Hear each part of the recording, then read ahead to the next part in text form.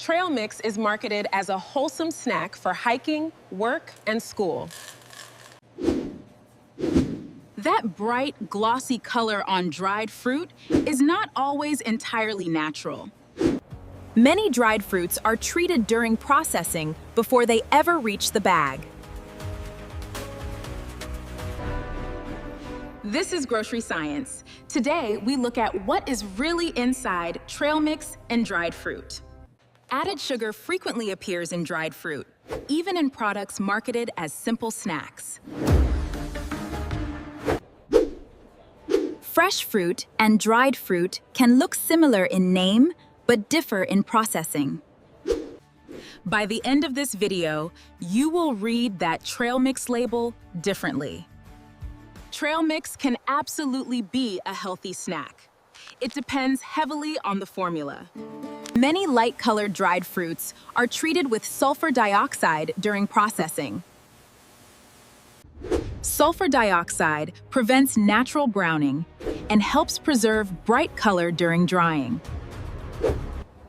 Without sulfur treatment, apricots and similar fruits naturally darken to a deep brown. U.S. regulations require sulfites to be listed on labels above 10 parts per million. A small percentage of people, especially those with asthma, are sensitive to sulfites. In the 1980s, sulfite exposure was linked to serious asthma reactions in sensitive individuals. We need to remember this history to prevent future incidents. That led regulators to ban sulfite use on fresh fruits and vegetables in 1986. Sulfites remained legally permitted in dried and otherwise processed food products. Beyond color, sulfites also help preserve dried fruit against microbial growth over time. Raisins and prunes can contain hundreds to over 1,000 parts per million of sulfites. Reading the ingredient list is currently the only reliable way to check for sulfites. Unsulfured dried fruit looks less vibrant, but avoids this specific additive entirely. Naturally tart fruits like cranberries are almost always sweetened before drying. Manufacturers often soak tart fruit in sugar syrup to balance out natural acidity. Sweetened dried cranberries can contain roughly double the sugar of naturally sweet raisins. When sugar or juice concentrate appears near the top of the list, added sugar is high. Drying itself concentrates naturally occurring sugar, since water is removed but sugar remains. Drying concentrates calories and sugar. A cup of raisins contains far more sugar than a cup of fresh grapes. Dried fruit is calorie-dense, making it easy to eat far more than intended. Many trail mixes include chocolate pieces or candy-coated items alongside fruit and nuts. Some trail mix blends carry as much added sugar as a dessert item. Yogurt-coated pieces are typically mostly sugar and oil, with minimal actual yogurt content. Plain nut and seed combinations generally carry far less added sugar than candy blends. Checking the added sugars line specifically reveals more than the total sugar figure alone. U.S. nutrition labels have separately listed added sugars since a regulatory update took effect. Health guidelines suggest limiting added sugar to roughly 25 to 36 grams daily. A single handful of a sugary trail mix can use up a large share of that limit. Nuts in trail mix are often roasted in oil, adding calories beyond the nut itself. Oil-roasted nuts typically contain more calories per serving than dry-roasted versions. Salted nuts add sodium that is easy to overlook in an otherwise plant-based snack. Some savory trail mixes carry meaningful sodium, especially with pretzels or seasoned nuts included. Pretzels and seasoned crackers are refined carbohydrates that add little nutritional value. Nut oils can oxidize and turn rancid, especially with long storage or heat exposure. Preservative antioxidants are sometimes added to nuts specifically to slow this oxidation process. Tocopherols, a form of vitamin E, are a common natural antioxidant preservative in nut mixes. Nuts themselves are rich in healthy unsaturated fats, which remains true even after roasting, unlike highly processed snack mixes. Multiple large studies link moderate nut consumption to positive cardiovascular health outcomes. The core nutritional concern is rarely the nuts. It is the added sugar, oil, and salt. Comparing plain and processed versions side by side reveals a significant nutritional gap. A typical trail mix serving is smaller than most people assume, often a quarter cup. Eating straight from a large bag makes it easy to consume several servings at once.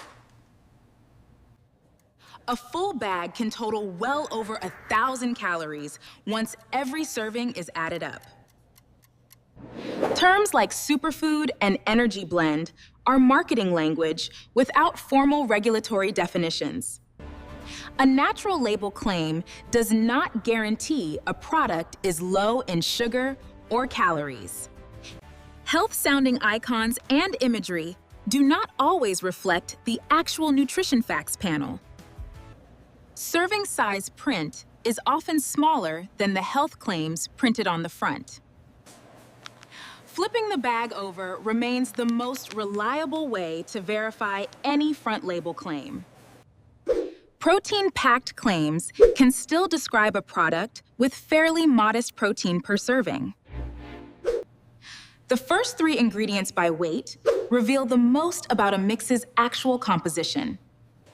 Comparing several brands side by side often reveals surprisingly large added sugar differences.